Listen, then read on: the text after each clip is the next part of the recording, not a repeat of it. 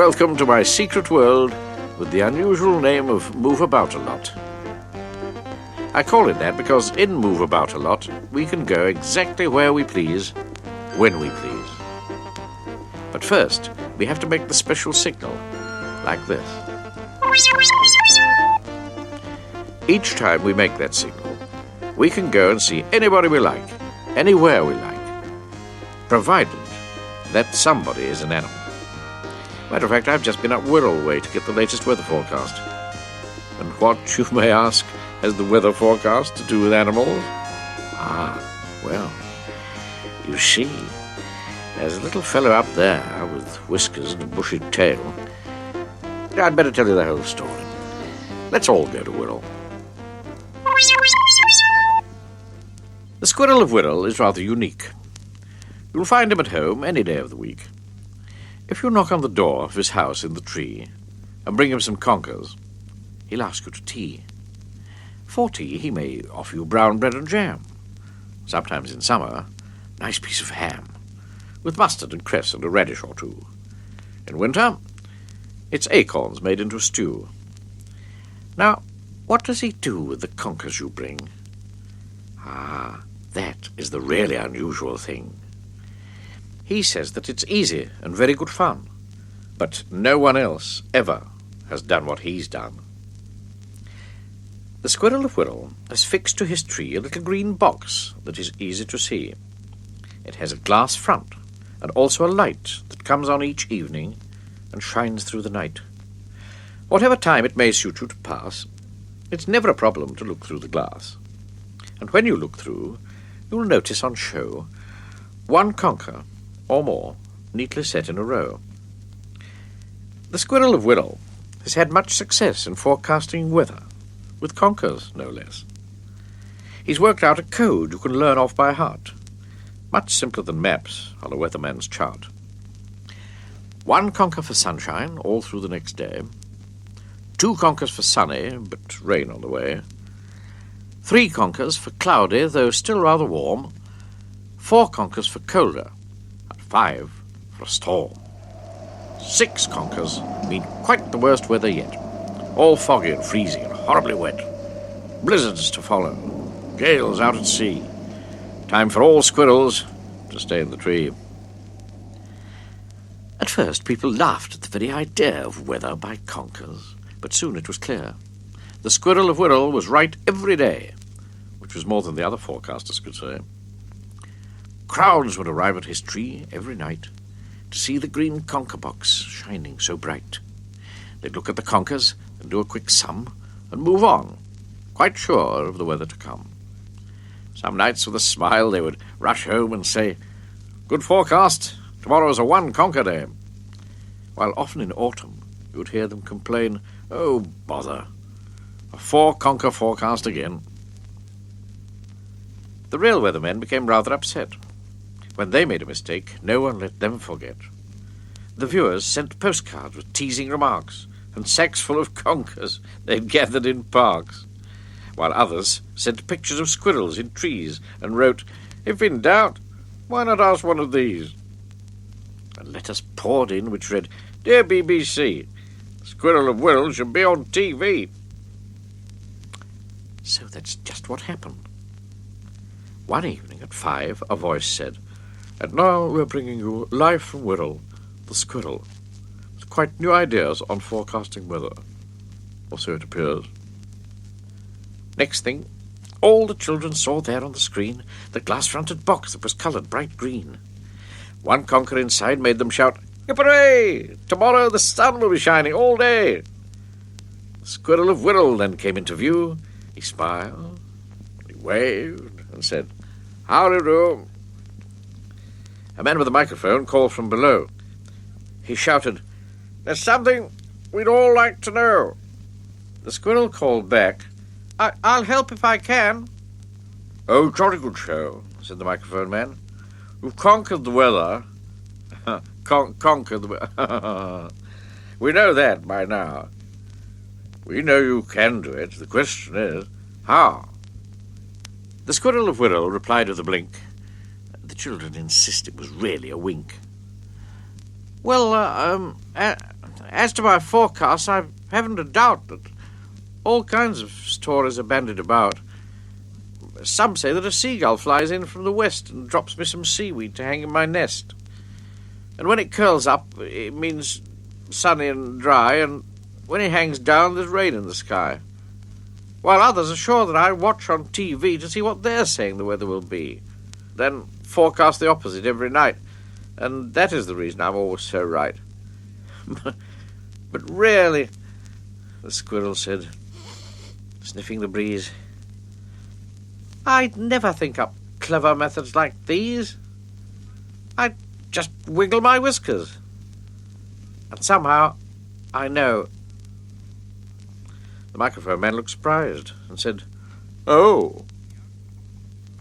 A young weatherman, when he heard what was said, looked into the mirror and then scratched his head. Oh, well, he remarked, I'll give it a try. Although, if it works, I shall never know why. He grew some fine whiskers, each side of his mouth. And after some days, he looked out to the south. He looked to the north, the east, and the west, and wiggled his whiskers by way of a test. Aha! He exclaimed. I've got it at last. The wiggle is working. My troubles are past. But, sadly for him, though his whiskers were long, his forecast that night was most fearfully wrong. He was surprised, but the children were not. They guessed what had happened and laughed such a lot. They knew that the squirrel had winked as he spoke, and wiggling his whiskers was his little joke. How does he manage this forecasting thing? How can he tell what tomorrow will bring? By wrinkling his nose? Twitching his tail? Waggling his ears? Twiddling his toes? Nobody knows. And why is he right every night of the week? Ah, well, the squirrel of Wirral is rather unique.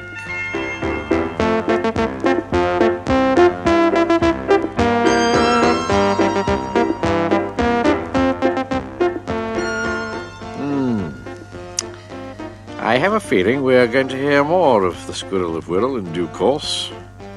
He seems to be a dab hand at inventing things. A very pleasant spot is Wirral. And not far from here there's a stately home that's worth squelching into, as long as you wear your Wellingtons. I'm sure you'll enjoy meeting the owner and his dog. They're both great friends of mine. You ready? Good. Then let's use our special signal. The frog in the bog has a very fine dog, who wears Wellington boots and most elegant suits. His Sunday best suit is in purple and green. His Monday best suit is in pale tangerine, which, as you may know, is an orangey hue. I think it's a Mondayish colour, don't you? His Tuesday best suit has a lovely red stripe, exactly the colour of cherries when ripe. His Wednesday best suit is in brown tortoiseshell. He wears it on Thursday and Friday as well. On Thursdays and Fridays, his tie of the day is a colour you'd notice a long way away. On Thursday, bright blue, and on Friday, bright pink. The ties you remember, no stopping to think. His Saturday suit is a gay tartan check, and with it he wears a cravat round his neck. On Sundays he rises at 10:15 and puts on the purple and green once again. So all of the creatures who live near the bog have come to rely on the frog and his dog. They never need calendars showing the day. They look when the frog and his dog come their way, and know at a glance by the suit or the tie the day of the week, as the dog passes by. Now the frog is quite different. It may seem a shame. The frog, being different, is always the same. He wears the same suit, which is yellowy-brown. Each evening he carefully brushes it down. And though, for a frog, he's very well dressed, the suit that he wears is his everyday best. Someone said to the frog, as he sat on a log, "I must say you're frightfully kind to that dog. He has all those suits while you have just one." And the frog answered, Well, that's all part of the fun. Besides, said the frog, in a dog it is cute. But who'd want a frog to keep changing his suit? So the frog is quite happy with things as they are. Thousands of sightseers come from afar. They all want to visit the frog in the bog and see for themselves his remarkable dog. Just lately the frog has erected a fence with signs all along it. Admission, 10 pence. And now, to make sure his address won't be missed, he's putting his bog on the stately homes list.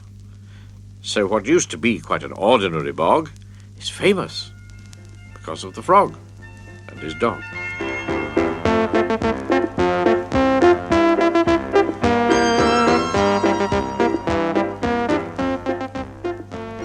I wonder how many different kinds of animals you've met up with before you came to Moveaboutalot. It all depends on where you live, of course. There are a great many animals in the country, but if you live in a large town or city, you can still see animals from many lands. In the zoo. You feel like visiting one now? Come on then. Off we go to find out just who's who in the zoo.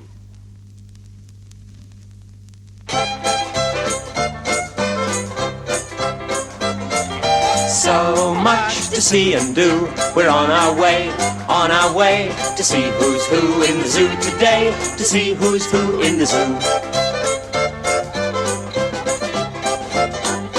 Who is prowling round and round with a scowling, growling sound?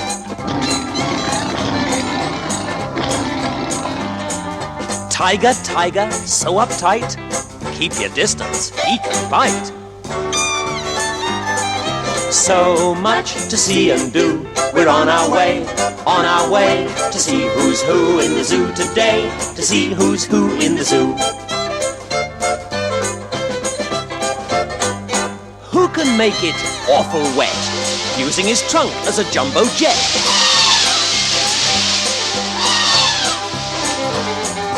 Listen to that elephant Lowe, say hello, and on we go. And who's this by the water's edge?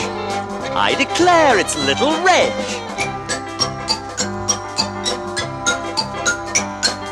Black and white dress suit, quite formal, but for a penguin, that's normal. So much to see and do. We're on our way to see who's who in the zoo today, to see who's who in the zoo. Who's behaving rather badly, chattering, nattering, screeching madly? Charlie Cockatoo, that's who, noisiest bird in the whole darn zoo. Who's the one that keeps it quiet, never shouts or starts a riot? Shh. Hello, darling. Lovely legs and head held high, Jane Giraffe is very shy. So much to see and do. We're on our way to see who's who in the zoo today, to see who's who in the zoo. Who's this cat of jungle fame, rather large with a royal name?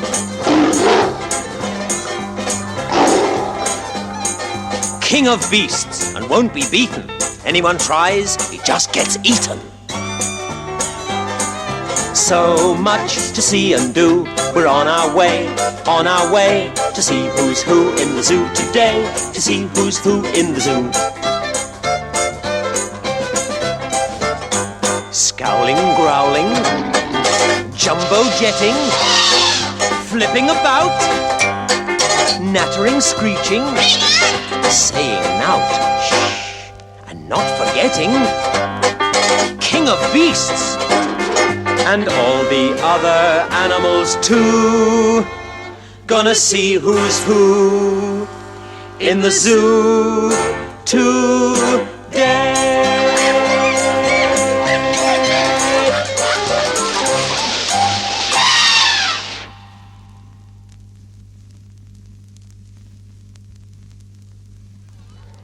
Well, now we've been introduced, Let's move about a lot and meet some more animal friends.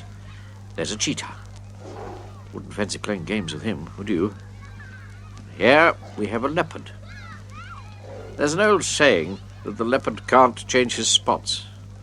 But I think he can. As long as he moves from one spot to another.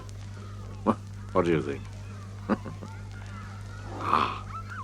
And look over there. Know what that fellow is? Well, for a start, he's a good climber. And his name? The orangutan. Now, that name is made up of 2 words, really. But not English words. They're in a language called Malay. And orangutan actually means man of the trees. Very suitable, because he is rather like a man. Admittedly, a rather hairy one. And he spends a lot of his time in trees. My goodness, with all these different animals to see, no wonder we all like going to the zoo.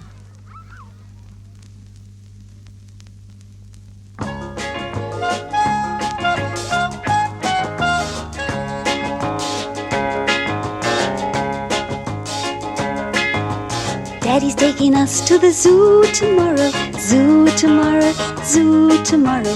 Daddy's taking us to the zoo tomorrow. We can stay all day. We're going to the zoo, zoo, zoo. How about you, you, you?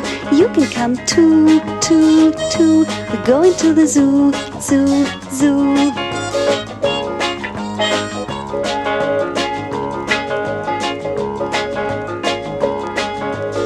The elephant with a long trunk swinging, great big ears and long trunk swinging, sniffing up peanuts with a long trunk swinging. We can stay all day. We're going to the zoo, zoo, zoo. How about you, you, you? You can come too, too, too. We're going to the zoo, zoo, zoo.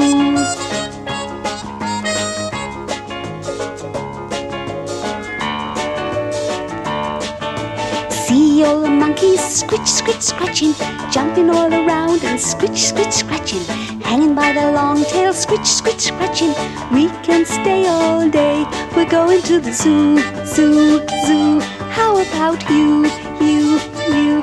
You can come too, too, too. We're going to the zoo, zoo, zoo. Big black bear all huff, huff, a puffin'. Coat's too heavy, he's huff, huff, a puffin'. Don't get too near the huff, huff, a puffin', or you won't stay all day. We're going to the zoo, zoo, zoo. How about you, you, you? You can come too, too, too. We're going to the zoo, zoo, zoo. Seals in the pool all honk, honk, honking, catching fish and honk, honk, honking. Little seals honk, honk, honking. We can stay all day. We're going to the zoo, zoo, zoo. How about you, you, you? You can come too, too, too. We're going to the zoo, zoo, zoo. We stayed all day and I'm getting sleepy, sitting in the car getting sleep, sleep, sleepy. Oh, more rainy and I'm sleep, sleep, sleepy. We have stayed all day. We've been to the zoo, zoo, zoo. So have you, you, you. You came too, too, too. We've been to the zoo, zoo, zoo.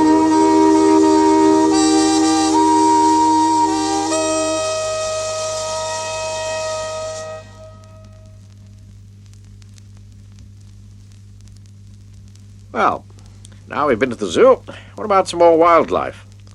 Let's move on, go somewhere else. Fancy a trip through the jungle? Right.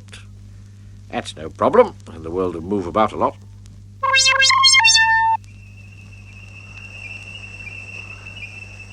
Here we are then. By Jove, it's warm here. And just listen to that jungle chorus. Plenty to see and hear in these parts. Hello, look over there. I do believe it's my royal friend, Leo the 14th. Wonder why he's looking so down in the mouth. Ah, yes.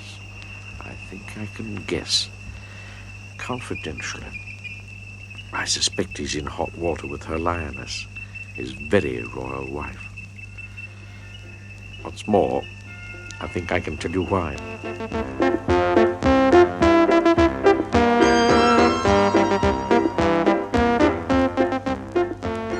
Her lioness is not amused. Her husband's in disgrace. The king of beasts is still confused about his loss of faith. It happened quite by accident. When he was roaming round, he came upon a warden's tent and heard a buzzing sound.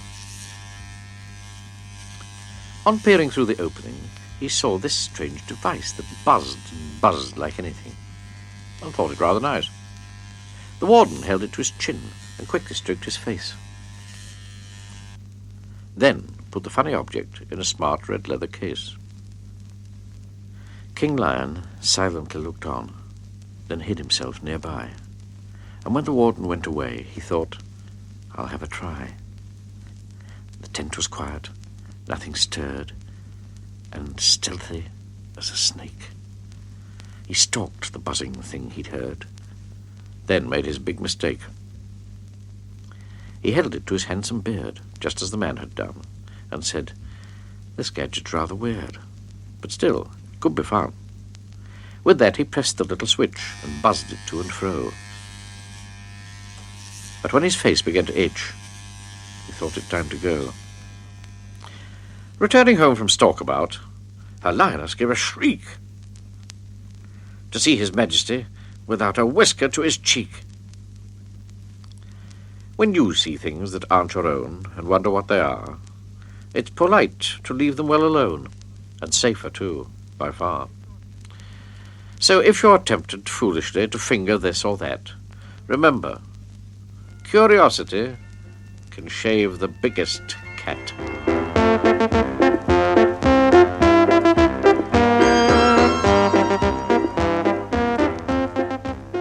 Oh, poor old King Lion. He learned his lesson all right. Wonder what else we can see in this jungle. Whoops. There's a slippery customer. Think we'll keep well clear of him. Oh, yes. You can learn a lot from what goes on in the jungle. And there are some strange goings-on, too, I can tell you. It would be nice if everyone was friendly round here, but I'm afraid some of them are a quarrelsome lot. They seem to enjoy fighting. Did you ever hear of the famous fight between Maloney and McTavish?